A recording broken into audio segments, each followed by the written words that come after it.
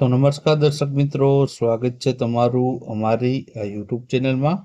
તો આજના વિડીયોમાં આપણે છે પુરસ્કારો અને સન્માનો 2025 વિશે વાત કરવાના છીએ. આ વિડીયોમાં આપણે છે જાન્યુઆરીથી લઈને ઓગસ્ટ 2025 સુધીના અગત્યના જે પણ પુરસ્કારો અથવા તો સન્માનો જે એનાયત કરવામાં આવ્યા છે તેના વિશે વાત કરવાના છે. તો વિડીયોમાં છે શરૂઆતથી અંત સુધી બન્યા રહેજો અને વિડીયો પસંદ આવે તો વિડીયોને લાઈક કરજો અને વિડીયોને તમારા મિત્રો સાથે અવશ્ય શેર કરજો. તો ચાલો આપણે વિડીયોની શરૂઆત કરીએ. તો પહેલો પ્રશ્ન છે કે મિસ યુનિવર્સ ઇન્ડિયા 2025નો ખિતાબ કોણે જીત્યો છે? ઓપ્શન આપેલા છે મણિકા વિશ્વકર્મા, રિયા સિંઘ, નંદિની ગુપ્તા કે મહેક ઢીંગરાએ. તો આમાં જવાબ આવશે ઓપ્શન એ આવશે મણિકા વિશ્વકર્માએ છે મિસ યુનિવર્સ ઇન્ડિયા 2025નો ખિતાબ જીત્યો છે. ત્યારબાદ સ્વતંત્રતા દિવસ 2025ના અવસરે ગૃહ મંત્રાલય દ્વારા પોલીસ, ફાયર સર્વિસ, હોમગાર્ડ અને સુધારાત્મક સેવાઓના કેટલાક કર્મચારીઓને શૌર્ય અને સેવા ચંદ્રકો એનાયત કરવાની જાહેરાત કરવામાં આવી છે. તો કેટલા કર્મચારીઓને મિત્રો આપવાની જાહેરાત કરી છે? ઓપ્શન આપેલા છે 1050, 1075, 1090 કે 1020 જેટલા જે છે તે કર્મચારીઓને. તો આમાં જવાબ આવશે મિત્રો ઓપ્શન સી આવશે 1090 જેટલા કર્મચારીઓને છે જે છે શૌર્ય અને સેવા ચંદ્રકો છે એનાયત કરવાની જાહેરાત કરવામાં આવી છે. ત્યારબાદ આગળનો આપણો પ્રશ્ન જોઈએ. તો આગળનો પ્રશ્ન છે કે Indian film festival of Melbourne 2025માં કઈ ફિલ્મને શ્રેષ્ઠ ફિલ્મનો એવોર્ડ મળ્યો છે? ઓપ્શન છે હોમબાઉન્ડ, રોશનાઈ, હું લડી શકું છું કે લાપતા લેડીઝ. તો આમાં જવાબ આવશે મિત્રો ઓપ્શન એ આવશે હોમબાઉન્ડ ફિલ્મને. ત્યારબાદ 71માં રાષ્ટ્રીય ફિલ્મ પુરસ્કારમાં શ્રેષ્ઠ અભિનેતાનો પુરસ્કાર કોને મળ્યો છે? ઓપ્શન આપેલા છે શાહરૂખ ખાન, વિક્રાંત મેસી, એ અને બી બંને કે કાર્તિક આર્યનને. તો આમાં જવાબ આવશે ઓપ્શન સી એ અને બી બંને, એટલે કે શાહરૂખ ખાનને જવાન ફિલ્મ માટે અને વિક્રાંત મેસીને તેની 12મી ફેલ જે ફિલ્મ માટે છે તે આ રાષ્ટ્રીય ફિલ્મ પુરસ્કાર જે છે તેમાં શ્રેષ્ઠ અભિનેતાનો પુરસ્કાર આપવામાં આવ્યો છે. ત્યારબાદ આગળનો પ્રશ્ન આપણે જોઈએ. તો આગળનો પ્રશ્ન છે ઓગસ્ટ 2025માં 43મો લોકમાન્ય તિલક રાષ્ટ્રીય પુરસ્કાર કોને એનાયત કરવામાં આવ્યો છે? ઓપ્શન આપેલા છે વિનોદ ત્યાગીને, નીતિન ગડકરીને, સુધા મૂર્તિને કે નરેન્દ્રભાઈ મોદીને. તો આમાં જવાબ આવશે મિત્રો ઓપ્શન બી આવશે નીતિન ગડકરી છે તેઓને છે આ 43મો લોકમાન્ય તિલક રાષ્ટ્રીય પુરસ્કાર એનાયત કરવામાં આવ્યો છે. ત્યારબાદ આગળનો પ્રશ્ન છે ઓગસ્ટ 2025માં કોને પ્રથમ global MS Swaminathan prize for food and peace એનાયત કરવામાં આવ્યો હતો? તો ઓપ્શન આપેલા છે સુંદરલાલ બહુગુણાને, એડમોલા એ એડનલને, ડોક્ટર MS સ્વામીનાથનને કે ડોક્ટર વર્ગીસ કુરિયનને. તો આમાં જવાબ આવશે ઓપ્શન બી આવશે એડેમોલા એ એડનલને છે આ પુરસ્કાર છે એનાયત કરવામાં આવ્યો હતો. ત્યારબાદ આગળનો પ્રશ્ન છે કે પ્રતિષ્ઠિત જીપી બિરલા મેમોરિયલ એવોર્ડ 2025 કોને એનાયત કરવામાં આવ્યો છે? ઓપ્શન આપેલા છે એસ કિરણકુમારને, ડોક્ટર કે શિવનને, એસ સોમનાથને કે વી નારાયણને. તો આમાં જવાબ આવશે ઓપ્શન ડી આવશે વી નારાયણને છે આ જીપી બિરલા મેમોરિયલ એવોર્ડ 2025 એનાયત થયો છે. ત્યારબાદ આગળનો પ્રશ્ન જોઈએ. તો જુલાઈ 2025માં કયા ભારતીય લેખકને પેન અનુવાદ પુરસ્કાર એનાયત કરવામાં આવ્યો છે?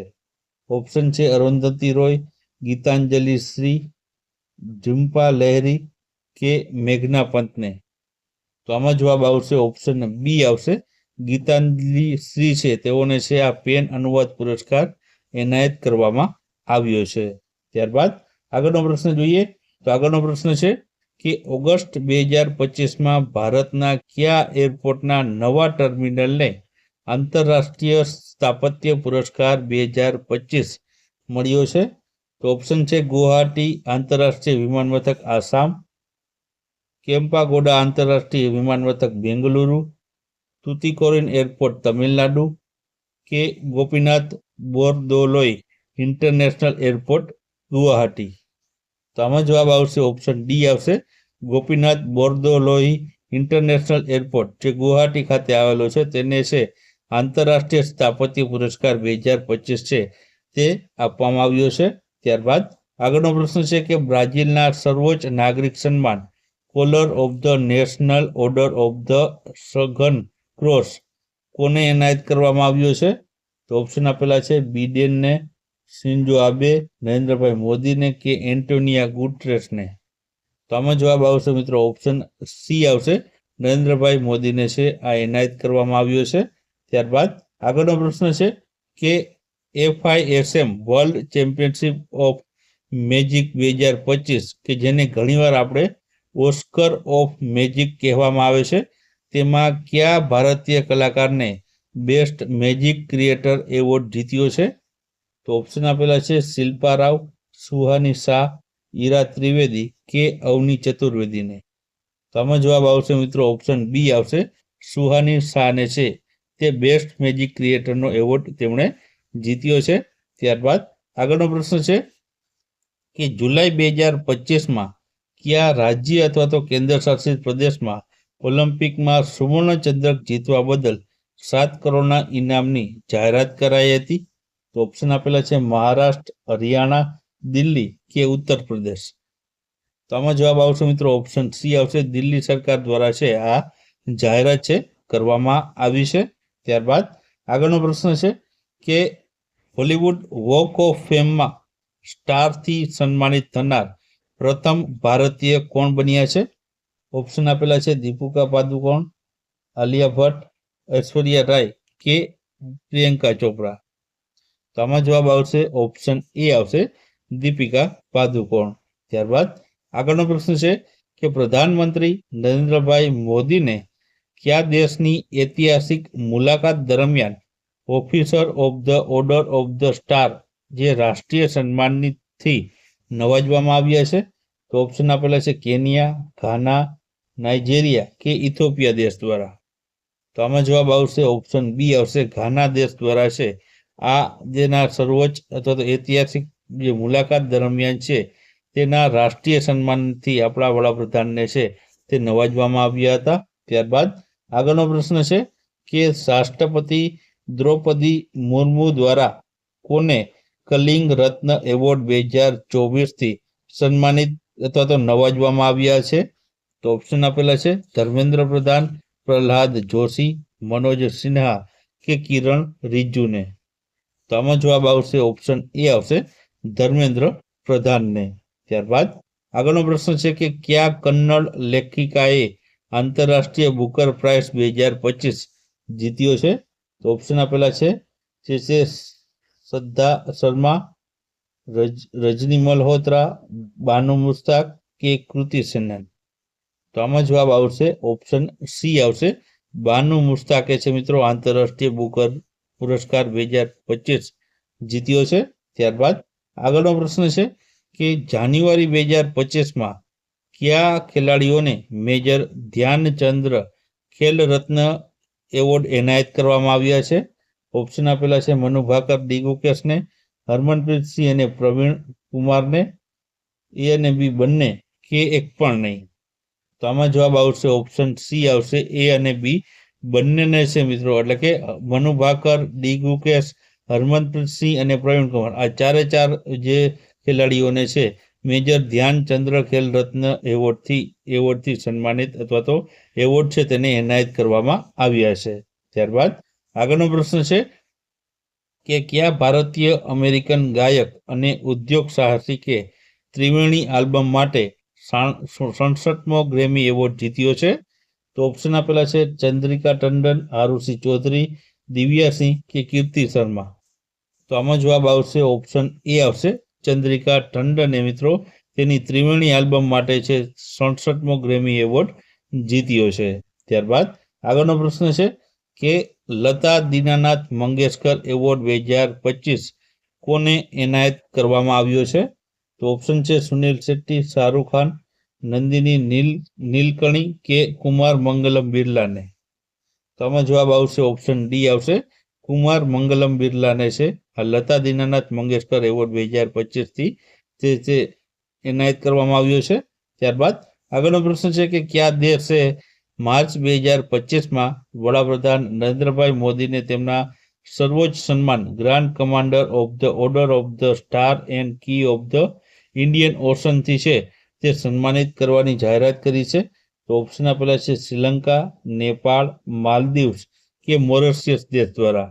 તો આમાં જવાબ આવશે મિત્રો ઓપ્શન ડી આવશે, મોરેશિયસ દેશ દ્વારા છે આ તેના સર્વોચ્ચ સન્માનથી છે આપણા વડાપ્રધાનને સન્માનિત કરવાની જાહેરાત કરી છે. ત્યારબાદ આગળનો પ્રશ્ન છે કે વેટલેન્ડ વાઇસ યુઝ શ્રેણીમાં પ્રતિષ્ઠિત વાર્ષિક રામસર એવોર્ડ 2025 જીતનાર પ્રથમ ભારતીય કોણ બન્યા છે? તો ઓપ્શન આપેલા છે જયશ્રી વેંકટેશન, વંદના શિવ, સુનીતા નારાયણ કે મેઘા પાટકર.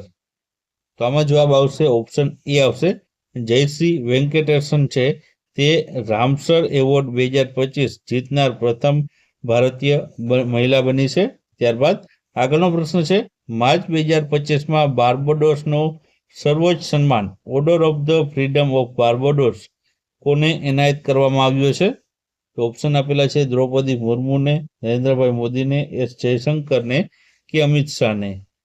તો આમાં જવાબ આવશે ઓપ્શન પી આવશે, નરેન્દ્રભાઈ મોદીને છે આ બાર્બોડોસનો સર્વોચ્ચ નાગરિક સન્માન છે તે આપવામાં આવ્યું છે.